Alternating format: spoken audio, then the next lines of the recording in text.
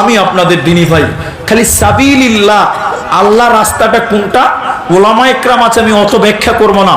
আল্লাহ রসুল মসজিদে একটা দাগ দিলেন, এদিকে দেখেন, এদিকে একটা সোজা দাগ দিলেন, তা বাঁ দিকে অনেকগুলো দাগ, ডান দিকে অনেকগুলো দাগ। শাহাদাত আঙ্গুলকে সোজা ওই একটা জায়গায় হাত রেখে বললেন, সাহাবীরা ডানে বামে যত দাগ দেখতে পাচ্ছ এগুলো হলো শয়তানের রাস্তা, আর এই যে সোজা রাস্তা সাবিলিল্লাহ এটা হলো আল্লাহ রাস্তা। তাহলে এবার সবাই মুখ খুলে বলেন, সবাই বলবেন, কেউ বাদ যাবেন না, ইসলামটা সুজা না বাঁকা? এতটি লোক একসঙ্গে বলেন, ইসলাম সুজা না বাঁকা? সুজা।